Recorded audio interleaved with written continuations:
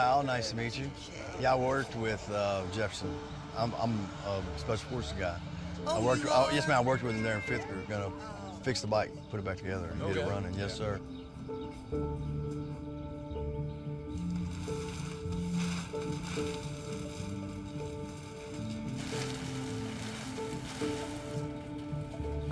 How's that right there?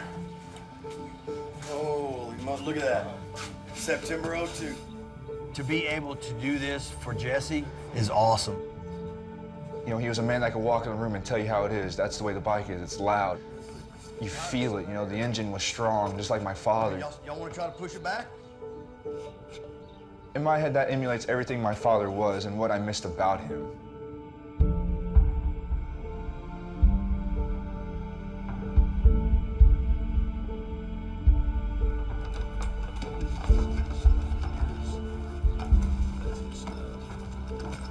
I mean, there's no way that anyone could ever replace his dad, but if each one of us can give him a little something of what JD's not able to, then I believe we're doing our job as brothers.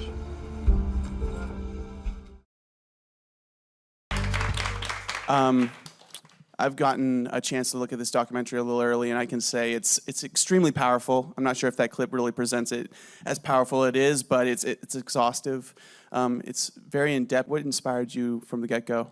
You know, we just, I had covered the hunt for bin Laden, got to know Bill McCraven, who was the architect of the raid, basically wrote him a note asking him permission to cover special forces, and we got unprecedented access to people who are active duty, and then also, of course, people like Jason, Jason was active duty.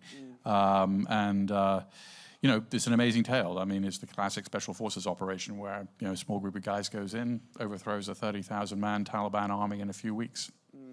I mean, so when you were first approaching people, I mean, what were their sensitivities to it? I mean, was it an easy argument? I can't imagine it was that easy. Well, you know, I mean, Jason's probably a better person to answer that question. But I mean, yeah, these are not people who, you know, as a matter of habit, are talking to the media.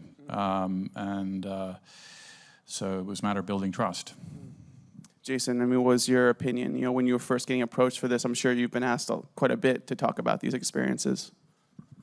Yeah, I mean, as a special forces officer, I mean, people don't even really know who we are. The Green Berets are special forces. The two are one and the same, and in the news you hear special forces thrown around and people mean special ops. I mean, for us, we actually kind of like that because we're meant to be in the shadows and we're not meant to be in the public eye very much. I don't think that that's helpful. I don't think that we should be completely unknown. I think people need to understand what we're doing. They need to understand the sacrifice of our troops like, you know, JD, Dan, and Cody, who are in the movie. But that's where we have a big issue among ourselves. It's we don't like to be seen. We don't like to be in front of a camera, but, you know, especially when you lose, you know, your brothers, you have a need for people to know who they were and what they did. So there's always that tension there. And Peter, I mean, the Green Berets, it's a huge force, and you guys decided to focus in on the team 595 and, you know, Jason's team 574. What was the decision behind that? I mean, why did you decide those two teams, and why lay it out like that? Well, you know, these two teams were, you know, there's 12 guys in each team, and they conducted what is, you know, I think by almost any standard, the most successful special forces operation in American history, right? They were part of a group of about 100. Jason went in the south with Hamid Karzai, who, you know, became the president of Afghanistan, and the other team went in the north with somebody who's now the vice president of Afghanistan, and, you know, they didn't know what they were going into. I mean, I'd spent time in Afghanistan before 9/11 under the Taliban. You know, there's very few people understood what the country was like, or, you know, so they were going in blind and they had to improvise. I mean, the other team that we profile, you know, they went into battle on horseback. I mean, the last time that people have gone into battle on horseback in the United States military is probably in World War I. And Jason had to improvise, and, you know, basically, you know, that's what special forces do. They speak the local languages, they think on their feet, and they make things happen. Yeah. And Jason, can you tell us a little, I mean, obviously this, the deploying of these forces was because of what happened at 9/11, 2001. Can you tell me what the experience was for you hearing about that incident at first and the feeling you got when you were being sent out? My team was already in Central Asia when 9/11 occurred. We were in Kazakhstan training the Kazakhs in counterinsurgency. They were worried about the Islamic movement of Uzbekistan, which was an insurgency sponsored in part by the Taliban. So Afghanistan was on all our minds to begin with. And I mean, the day of the attacks, with no more information than you had at home, just watching the news coverage, I mean, all of us said, okay, it's Afghanistan. I mean, there just wasn't any doubt that that's what was ahead. I think for us, the evolution that was kind of poignant was initially, for us, it was revenge. Seeing the loss, so many dead. I mean, it was,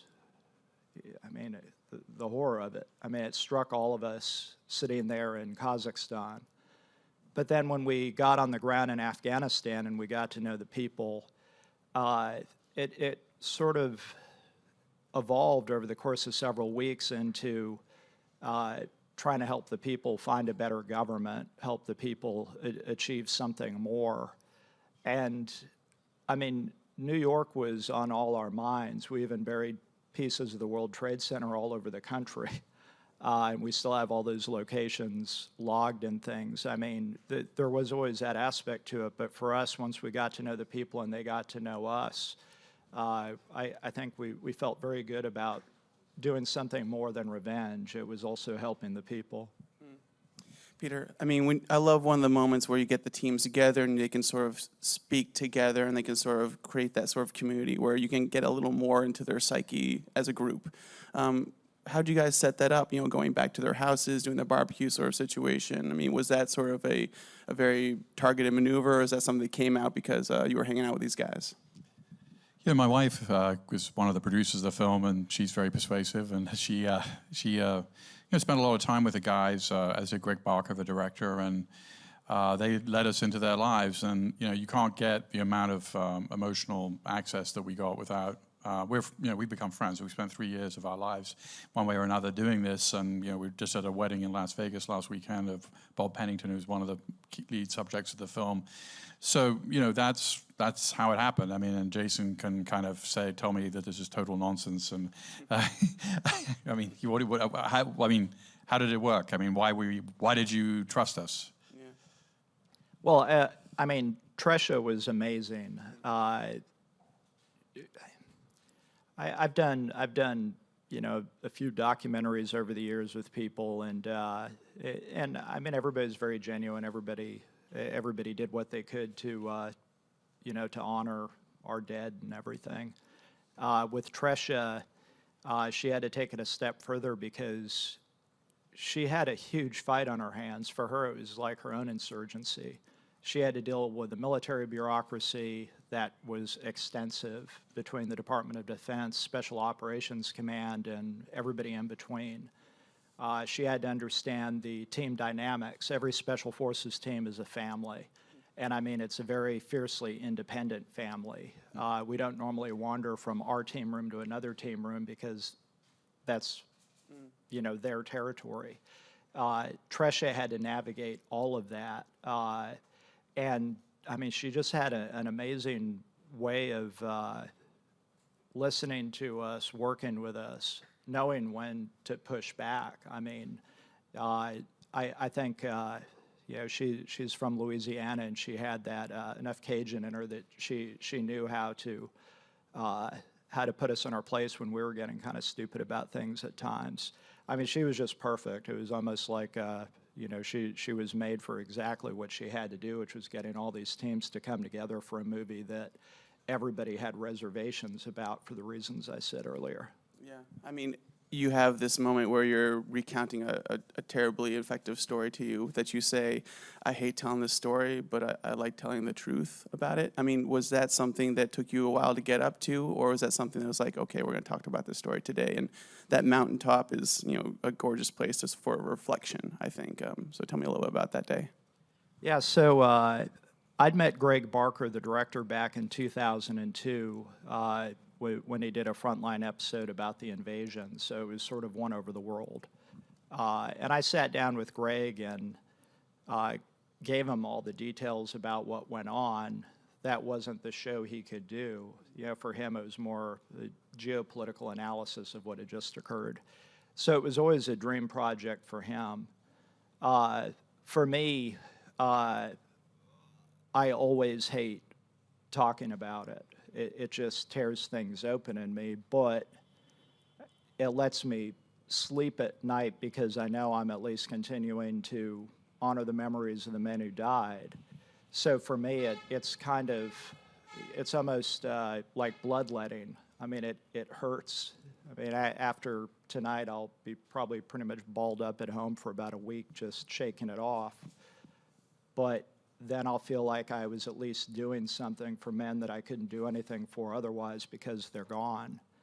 And, you know, I mean, Tresha understood that, so did Greg. And when we're talking about where to film me, they wanted everybody sort of in their natural environment.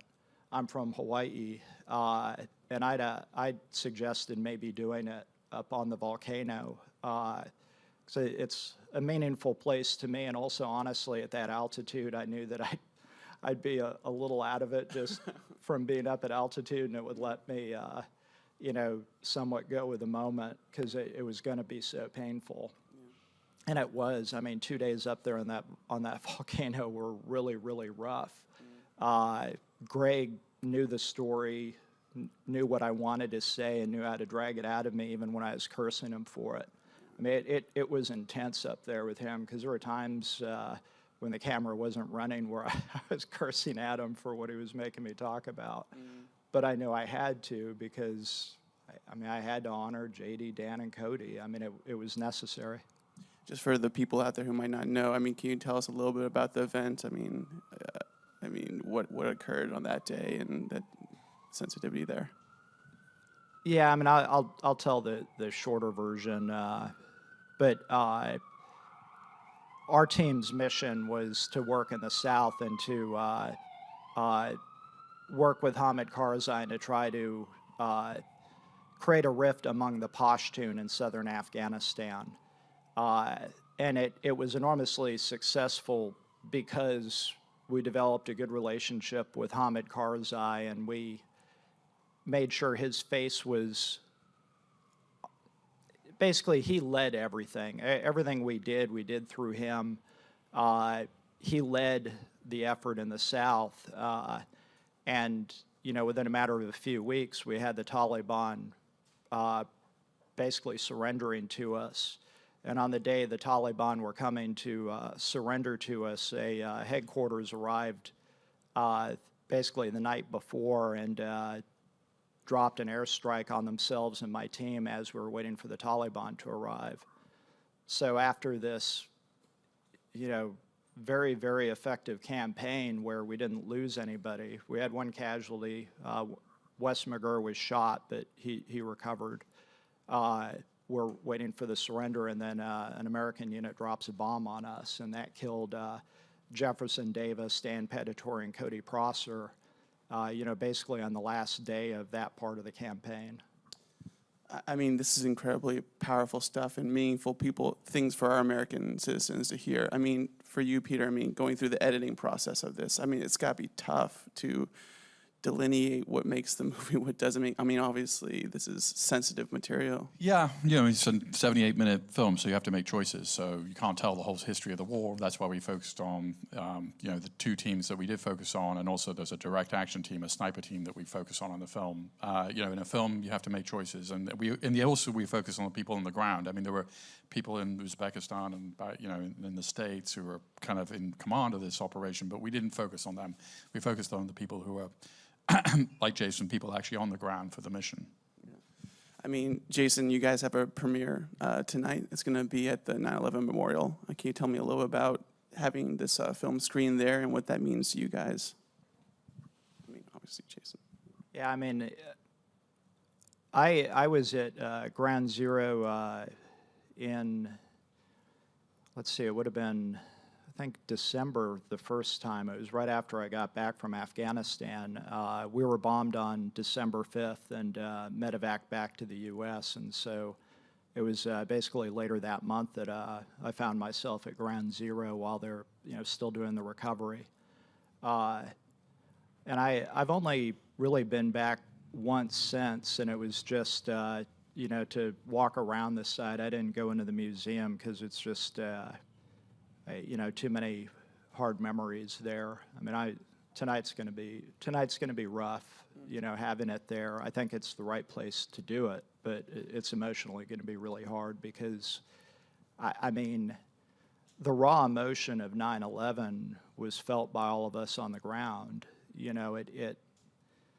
I went to West Point, later went back to teach. I'm from Hawaii, but I spent more time in New York than anywhere else really as a grown-up. So, yeah, whenever I'm anywhere near the site, it's just really, really difficult for me. So this will be a first.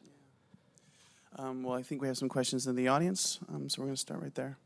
Hey guys, yeah, so I'm planning to go see the screening tonight at the museum. I was wondering, do you think that the events of what happened during that period affected the war later, or like in Afghanistan or Iraq, and or like did the events like anything of the war going on or the turmoil going on there before kind of inform the operation that happened after? I'll take kind of an odd take on it, and then maybe you could give a kind of a more direct approach. The thing that always stuck with me about it was that we made it look too easy. Special Forces, the Green Berets, were made for the exact mission we had in Afghanistan, and we empowered the Afghans to basically topple the Taliban and take back their country.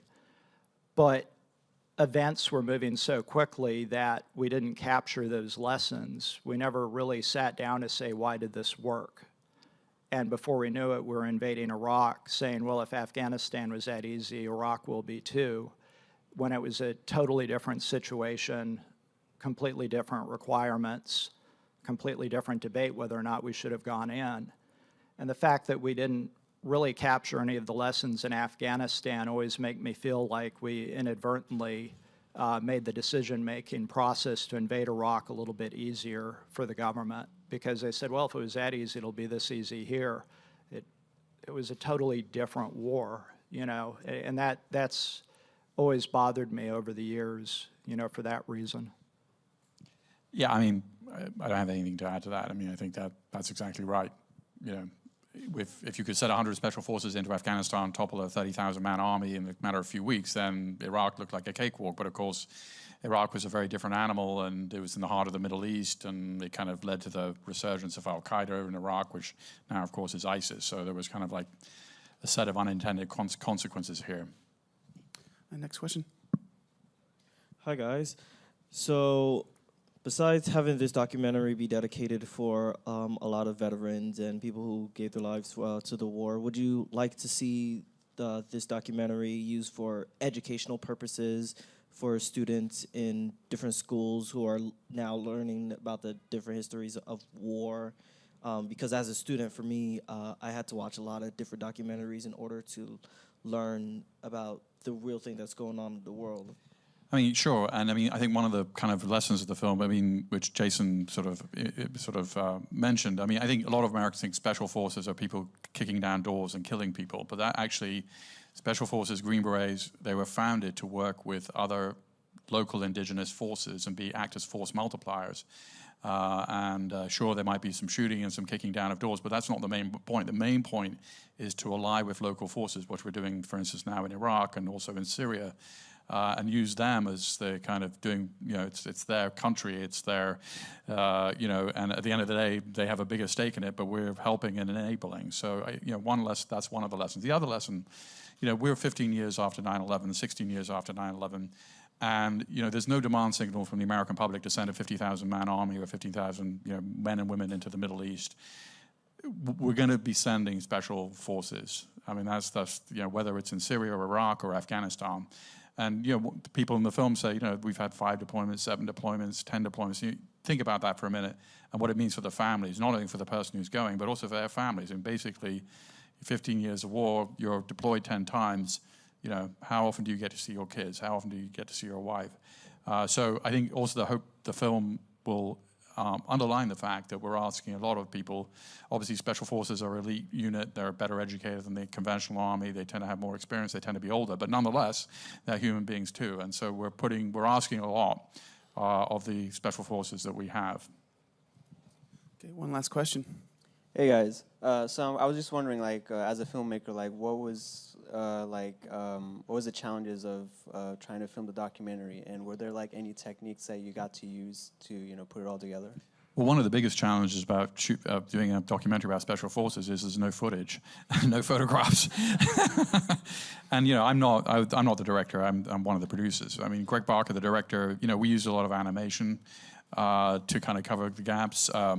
Luckily, there was a filmmaker following one of the teams, and we used some of his footage. And then the Army went back and filmed some of one of the teams, kind of sort of as a lessons learned type exercise, and we used some of that footage. But the main thing is there was not a lot of footage, a lot of photos, and so it's how do you? And so Charles mentioned we went on a camping trip with some of the guys, and we used that. We went on to a barbecue at their house. I mean, you kind of have to fill in the gaps, and there are a lot of gaps. I mean, I think there's 3 pictures of you, right, on this. So we had to be creative, and so animation was part of it. Well, it's tremendously effective, and I implore everybody to see Legion of Brothers on VOD, and wherever you can, tell your friends about it. Thank you so much for being here. Thank you. Thank Thanks, you. guys.